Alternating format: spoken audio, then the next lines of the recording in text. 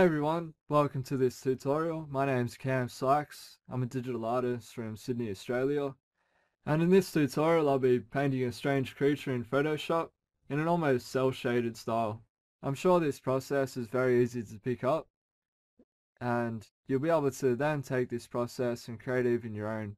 But for those who really struggle with drawing, I've included some extra line art that you can use and just to learn the process.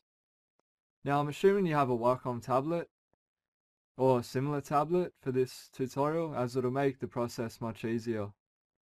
Now we first want to begin with making the brush that we'll be using for most of the process.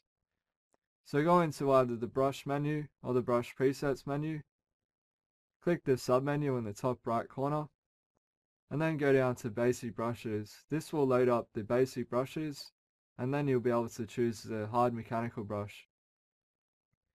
Then go into the brush palette, and here we can change the settings.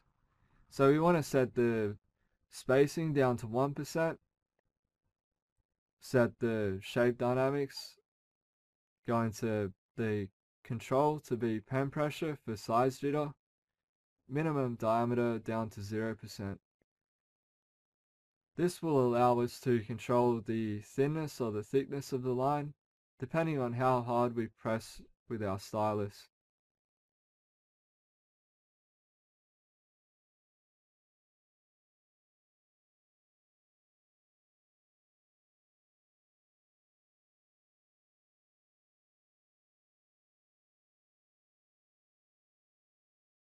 We then want to make a new brush preset. That will save any settings that we've made for that brush. Otherwise we'll lose them when we select another brush and try to come back. So just give it an appropriate name. Another way to save the brush is just to click with the paint bucket icon up, and that's basically saying that you want to drop this new brush into the preset manager.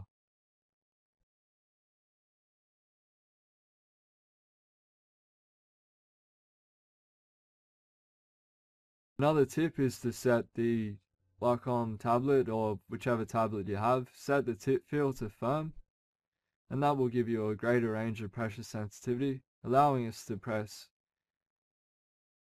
lightly for a very thin line or press harder for a very thick line.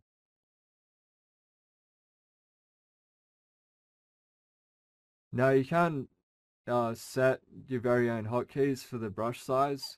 The standard hotkeys are the square brackets, but you can actually set keystrokes onto the touch strip or the touch ring depending on which tablet you have, and that way you can create an easier way to select these different brush sizes on the fly. But personally I just use the keyboard since it gives me greater access to the other keys for my tools. So when beginning any drawing, you're going to have an idea. I'm considering which animal I should draw, whether it be a cat or a bird or a dog, some of my favourite animals. But since it's a strange creature, I think why not take those and try to mix them together. So I've got a cat bird in this case, and then just visualizing the idea with a rough sketch.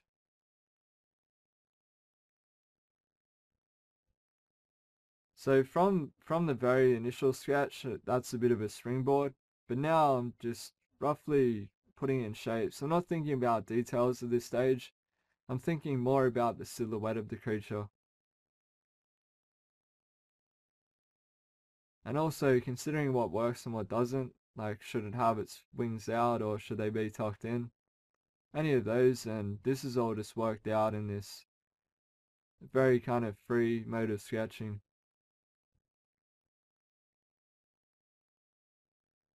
Now, what I'm thinking as I'm sketching this is I like the head, but the bottom half isn't working too well. But the joy of drawing in Photoshop is that you can always just drop the opacity of the layer and then draw back over it with a cleaner line drawing. And this is the process that we'll be using for all the line work as we just develop the sketch, where continually dropping the layer that we've just created and then adding more detail on top. Each time we go, we're creating a cleaner, more established drawing.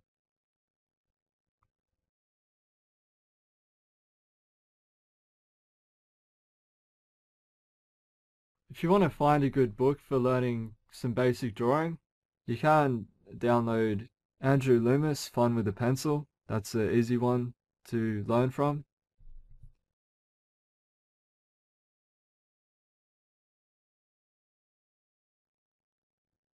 With this layer that I've created, the strokes that I'm making, I'm trying to make them in one stroke way possible so that I get a cleaner line flow, and it just complements the style better rather than if I had chicken scratch lines everywhere. This is a stage where we block in our colors. This color base that we create will then be a base that we can work on for later stages. So we can use this even as a selection in order to keep everything contained. So we're still using the same hard round brush that we created in order to do this, and just on a new layer beneath the lines, choosing more of a mid-tone.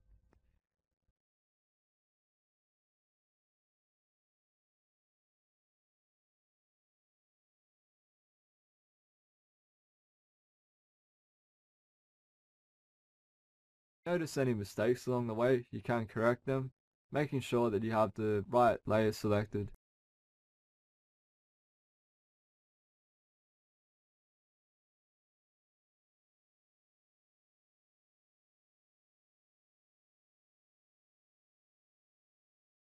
And when adding other colors, if it's for separate objects, you can do them on a different layer in order not to interfere with other layers you've created. And then any changes that you make aren't going to cause any problems. And it also allows you to have a separate selection. To select different layers and get a selection, just control click the layer thumbnail. Now we're going to make a new custom brush. This will be used for the background. But if you already have your own custom brushes for this sort of thing, then just use those. But in this case, I've modified a soft round brush with a bit of texture, and then painting on a new layer in order to get my selection. Control click the layer thumbnail, then go to edit, define brush preset, and this gives us our new brush.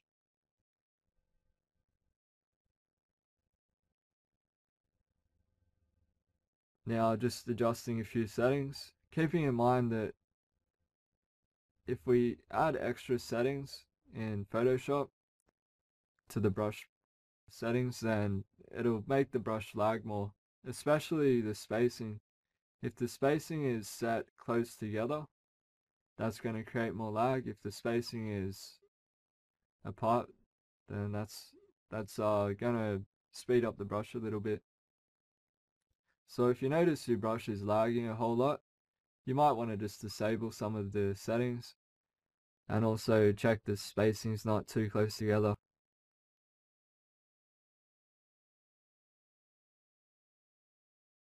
The background that I'm painting is obviously on a new layer, and then just indicating a bit of sky and a bit of the ground. You'll notice that I'm picking colors from the canvas, and that's just done by holding Alt, and then if you let go of Alt, then it will go back to the brush. It's a tool that I use continually through all my digital paintings, since it allows me to mix my colors on the canvas by mixing two colors together with different transparencies.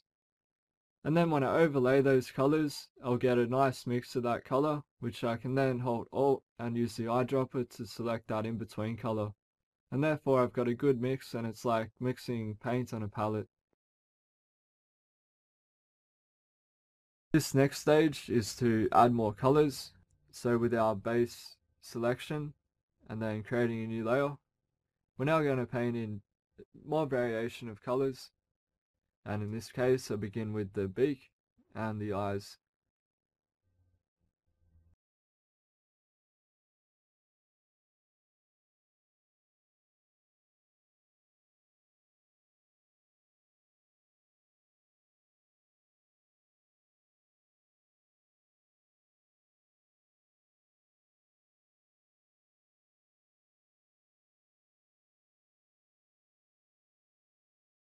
Now for an easy way to pick colors on the fly, you can use swatches instead, or you can set up a keyboard shortcut for the foreground color picker, and this will give you a pop-up menu in, in order to choose the from the color picker.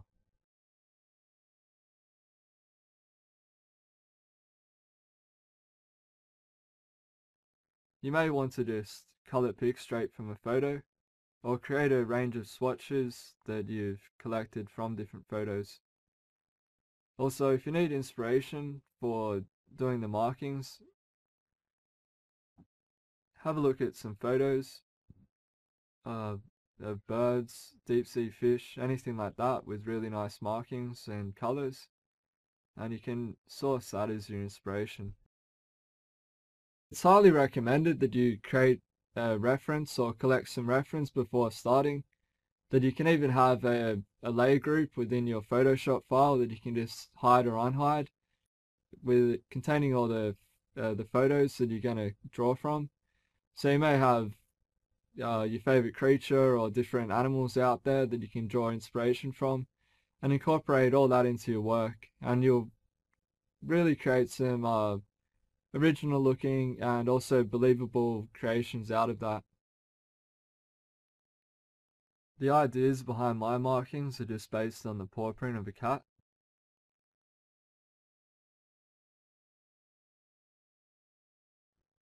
You may want to also consider the markings of the creature to be complementary to the environment that it dwells in.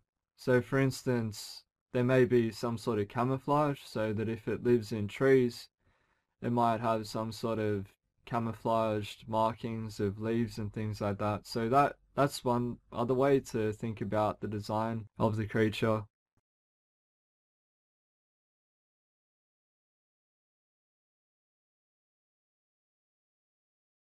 Adding the markings, I'm thinking about how they can complement the form and how I can wrap it around the form in order to create more three-dimensionality. So think of it like wrapping a band-aid over a finger. It also helps to consider the form in their kind of most primitive form, whether it be a sphere or is it a box. So that will help you understand the form of what you're creating. Also pop out some of your markings with an extra color. So as I mentioned about the basic forms, you want to think about your creature as being built up of these forms. So think of it almost like a bunch of spheres all stuck together and overlapping, or even adding cubes and like pyramids within that form. And that will help you understand it in a three-dimensional sense, almost as if you're sculpting it out of clay. Also, if you're adding markings, you don't want to make them a pure white, because that will cause problems later in the stage, whereas when we add the shadows, they won't appear over the markings.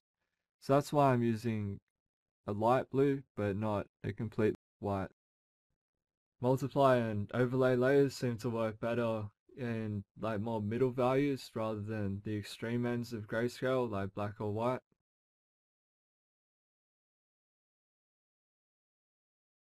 Extra details here and there.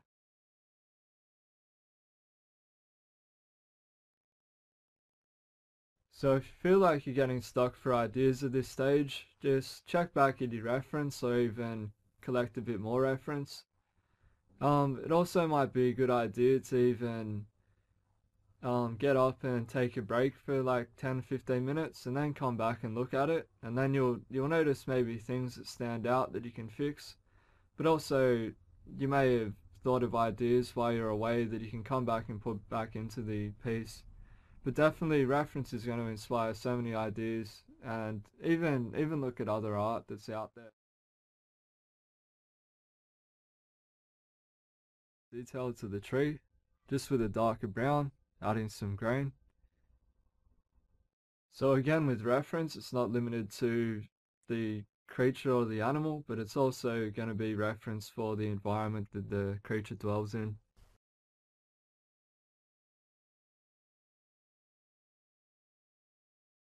Now this next stage, we're going to add our highlights and our shadows. using overlay and multiply layer modes. So on a new layer, I've got my selection,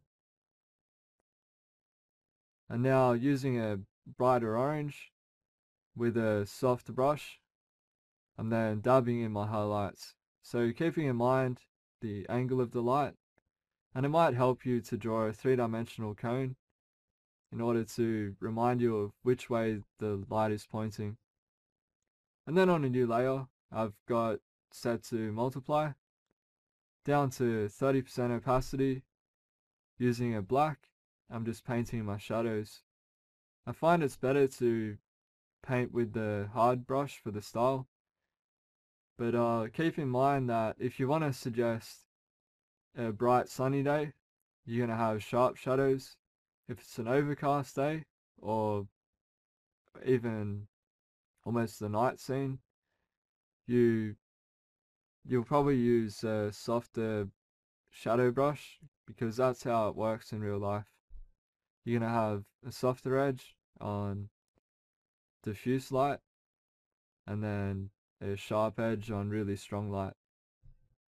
It's the reason why you'll often see the kind of shade cloth over lights when they're doing model photography, because it creates a softer light and softer shadows, so that there isn't really harsh value changes in the face, so you get a much more softer look to the photo. Little highlights here and there.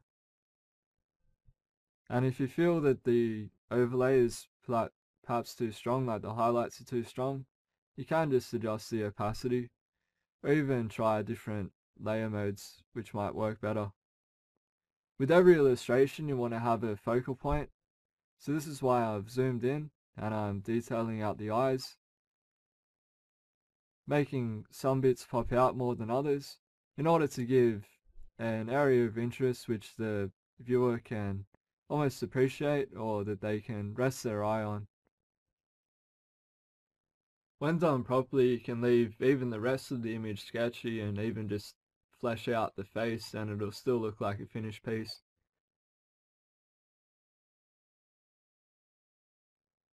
And when you zoom in to do the details, you notice a lot of things you can clean up, since you may have been looking at the view zoomed out.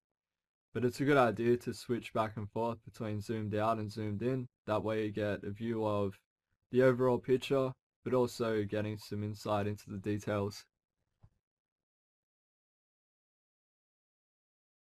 Repeating the same process of overlay and multiply layers in order to add shadow and highlight to the tree trunk.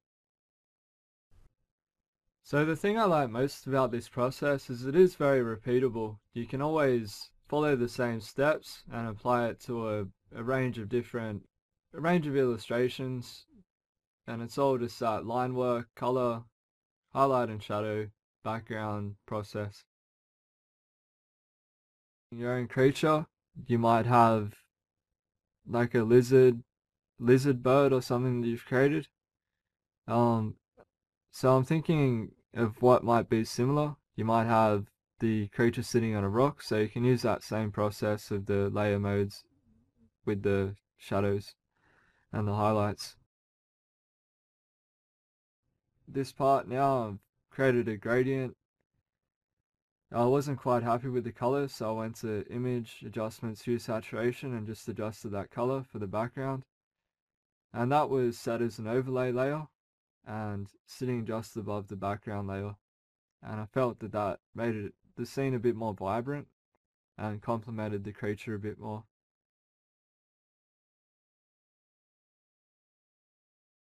And I suppose with the background, you could even just pop in a photo that you've taken.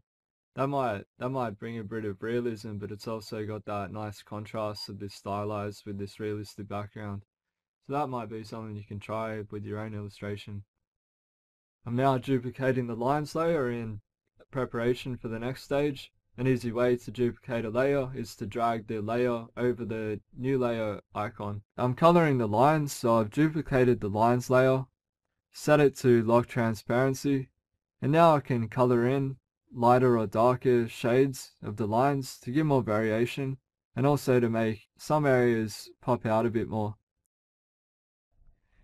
Now I'm in the finalizing and cleaning up stage, so this would be adding adjustment layers. I'm adding a levels layer in order to make things pop out a bit more and add more contrast. And then with a color balance layer, I'm going for adding warm colors to the highlights and cool colors to the shadows.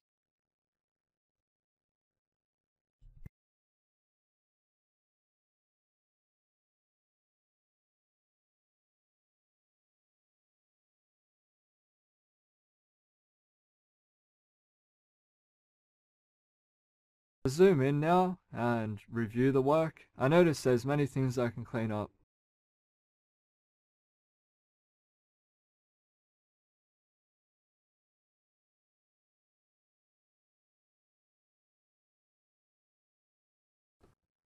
So I'm zooming in and cleaning up and erasing out parts where I've gone outside of the lines. I'm also refining the markings in order to make them more aesthetically pleasing. I want them to be quite clean and in proper shapes rather than kind of rough and painterly, since the style is more of a style that you would expect for animation, um, which is known as cell shading. Popular examples of this style would be any kind of anime, Japanese animation. A bit of a manicure here. It can be a bit confusing when you have this many layers and you need to keep switching back and forth between them to erase parts out or paint parts in. So you may want to just flatten the image, but I recommend that you save a separate version before you do that. But for the purpose of this video, I kept the layers separate in order to provide you a PSD.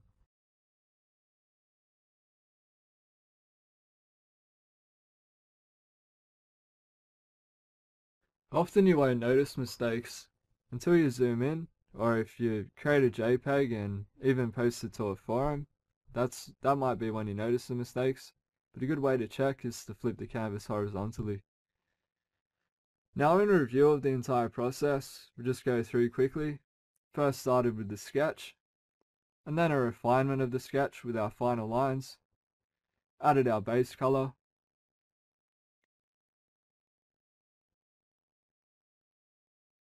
and then our markings and some extra colors,